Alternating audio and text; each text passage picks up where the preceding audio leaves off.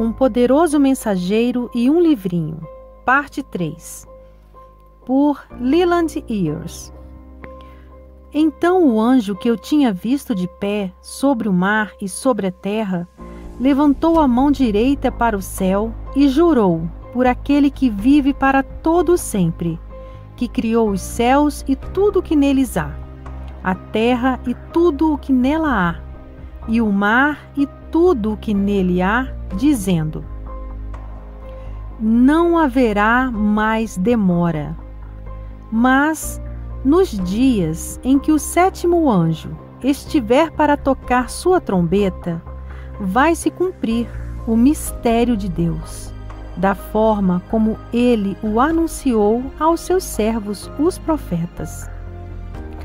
Depois falou comigo mais uma vez, a voz que eu tinha ouvido falar do céu: vá, pegue o livro aberto que está na mão do anjo, que se encontra de pé sobre o mar e sobre a terra. Assim me aproximei do anjo e lhe pedi que me desse o livrinho. Ele me disse: pegue-o e coma-o.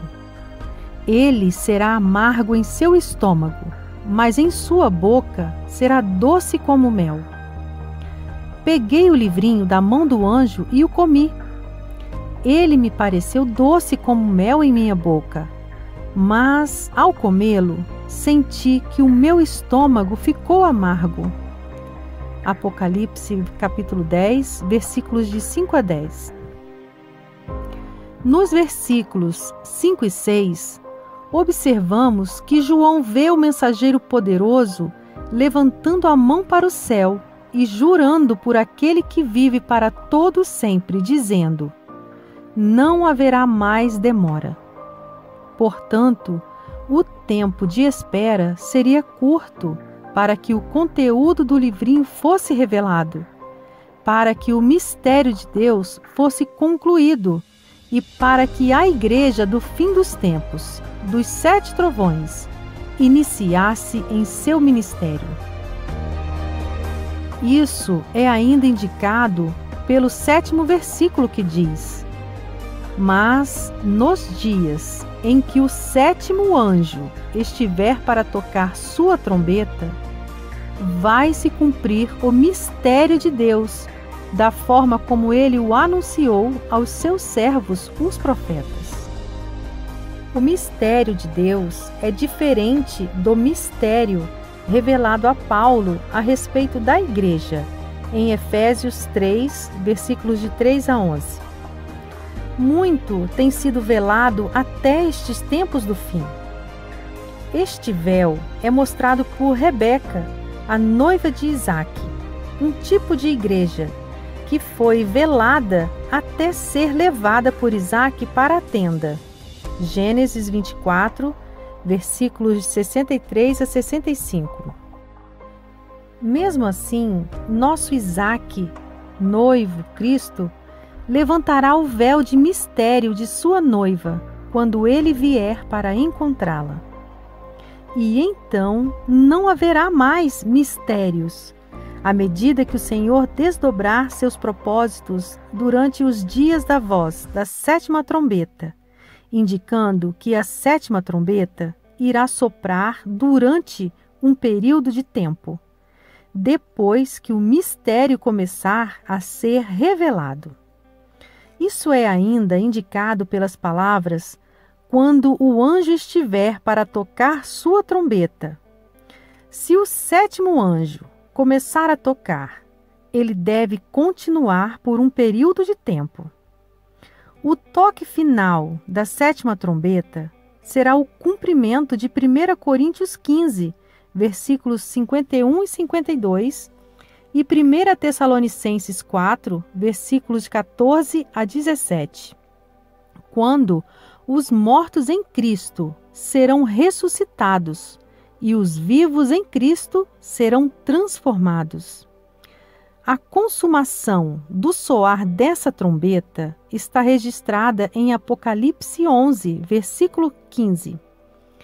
E o 7º anjo tocou a sua trombeta, e houve no céu grandes vozes que diziam: os reinos do mundo vieram a ser de nosso Senhor e do seu Cristo, e ele reinará para todo sempre. Em Apocalipse 10, versículos 9 e 10, João é instruído a pegar o livrinho das mãos do anjo e comê-lo. O anjo então disse: ele será amargo em seu estômago, mas em sua boca será doce como mel. João obedece e come o livro. Ele então diz: pareceu doce como mel em minha boca, mas, ao comê-lo, senti que o meu estômago ficou amargo. Aqueles que estão dispostos a aceitar o chamado para esta revelação e ministério do fim dos tempos, devem estar dispostos a aceitar o amargo com o doce. As revelações de Deus são tão doces ao paladar quando provamos e vemos que o Senhor é bom. Salmo 34, versículo 8. Mas o Senhor nos prova, e as provas necessárias para o aperfeiçoamento do remanescente de Deus nos tempos do fim parecem amargas às vezes, mas Deus deve estar certo de que não haverá falhas durante os tempos críticos que estão por vir. Pelas palavras dadas por Deus a João, após ele ter comido o livrinho, é preciso que você profetize de novo acerca de muitos povos, nações, línguas e reis. Está a evidência de que a palavra de Deus será pregada durante os tempos do fim, durante os dias da voz do sétimo anjo, com grande poder para todas as nações. Esta visão representa o remanescente do fim dos tempos, que irão profetizar diante de muitos povos, nações e línguas e reis. Doença de Leland, vista de forma profética. Em conexão com a experiência simbólica de João em comer o livrinho, permitam-me compartilhar com vocês o que aconteceu comigo depois que eu recebi essas revelações do Senhor e comi a mensagem do fim dos tempos e o ministério que o Senhor me revelou a partir deste livrinho. Eu compartilho isso porque acredito que o Senhor desenhou em minha vida um padrão para descrever a condição da igreja nestes dias. Assim como os profetas antigos representaram o drama da vida, os padrões que descreviam a condição das pessoas e a forma como Deus lidou com elas. Pouco depois que o Senhor me revelou essas coisas, eu fiquei muito doente. Por mais de um ano, eu fiquei desanimado na maior parte do tempo e quase perdi minha vida, mas o Senhor interveio. A raiz de todos os meus problemas estava no estômago. Antes disso, eu nunca tive problemas no estômago. Mas, depois de ter comido, recebido e assimilado em minha vida as doces revelações de Deus, eu passei pela experiência mais amarga de minha vida. Eu não estou dizendo que todos os que recebem esta mensagem do fim dos tempos irão passar por tal experiência, mas o Senhor escolheu demonstrar um padrão através da minha vida para que pudesse servir de exemplo a outras pessoas. O fato de que a minha doença era no estômago, eu só descobri após vários meses de piora progressiva. Estive em 4 hospitais e tive vários médicos que não conseguiram diagnosticar corretamente o meu problema.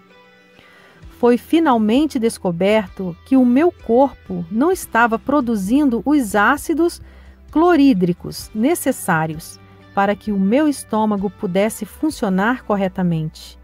E sem esses ácidos em meu estômago, era impossível que o meu corpo absorvesse as vitaminas minerais e proteínas dos alimentos. Esse ocorrido que Deus permitiu ao meu corpo físico faz paralelo à realidade da igreja de hoje. O meu corpo estava morrendo de fome, apesar de eu estar consumindo cada vez mais alimentos. Eu queria comer o tempo todo, mas não supria minha fome e energia.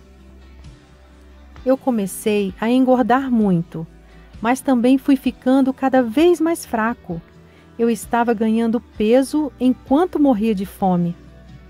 Da mesma forma, há uma certa gordura na igreja de hoje e, ao mesmo tempo, uma forte anemia espiritual e fraqueza. Aqui está uma verdade a respeito da maior parte das pessoas na igreja de hoje. Elas estão morrendo de fome espiritualmente e o alimento que está sendo dado a elas não as alimenta. Há uma fome na terra para aquilo que realmente irá nutrir e construir. Amós, capítulo 8, versículo 11. As pessoas da igreja estão consumindo muito, mas não é a verdadeira palavra de Deus que dá vida. As pessoas estão ganhando dinheiro naquilo que não é pão. Elas estão trabalhando para aquilo que não as satisfaz. Isaías, capítulo 55, versículo 2.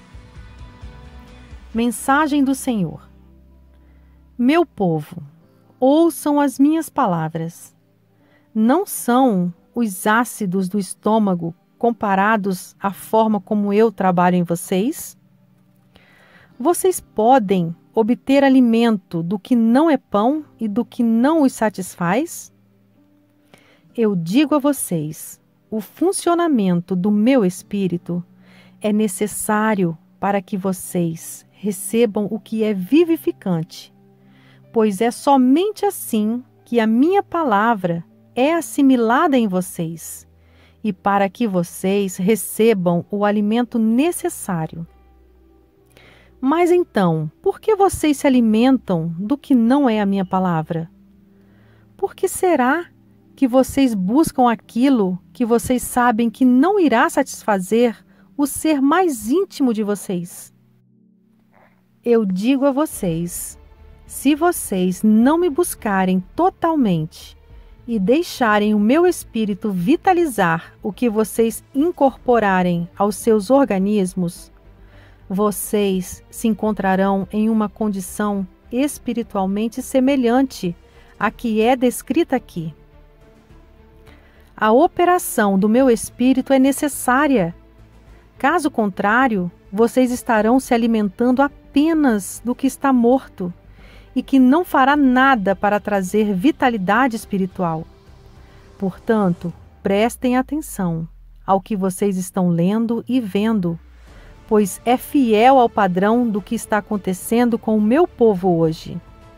Busquem a mim e deixem-me dar a vocês o que é necessário para vocês viverem uma vida espiritual que é vital e plena, diz o Senhor.